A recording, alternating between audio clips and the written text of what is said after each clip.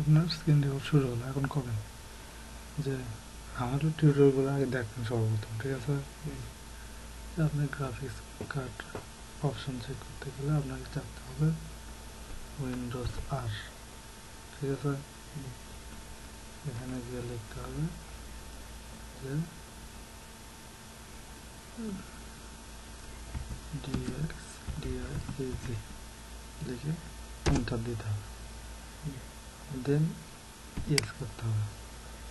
দেওয়ার পরে আমরা দেখতে পাচ্ছি এখানে একটা ডায়ালগ বক্স শো করছে।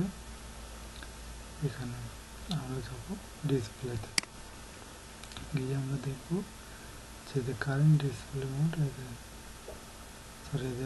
টোটাল মেমোরি ইন্ডিকেট করে দেখানো যায় না, সেটা 1696। ইন্ডিকেট করে দেখানো যায় না। কি ইন্ডিকেট? এখানে ক্লিক করে অন্য সফটওয়্যার মেলা ভালো লাগবে। এটা সবচেয়ে সহজ পদ্ধতি। তো তাও দেখানো যাবে না করে মাউস করে দেবে। 1696 মানে 2 GB গ্রাফিক্স কার্ড আছে। এখান থেকে আপনার আরও অনেক কিছু দেখতে হবে, sound quality, input, mouse, keyboard, USB system. এখান থেকে আপনার যে কোন কোম্পানির ল্যাপটপ, মডেল কত, টোটাল মডেল দেখতে পাচ্ছেন। কয় মিনিট হয়েছিলাম দেখাচ্ছেন তো আপনাকে।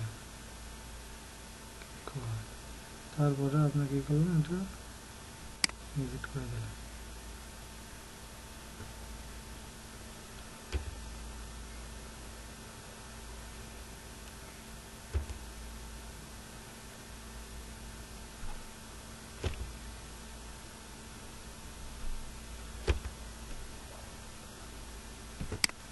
এটা হচ্ছে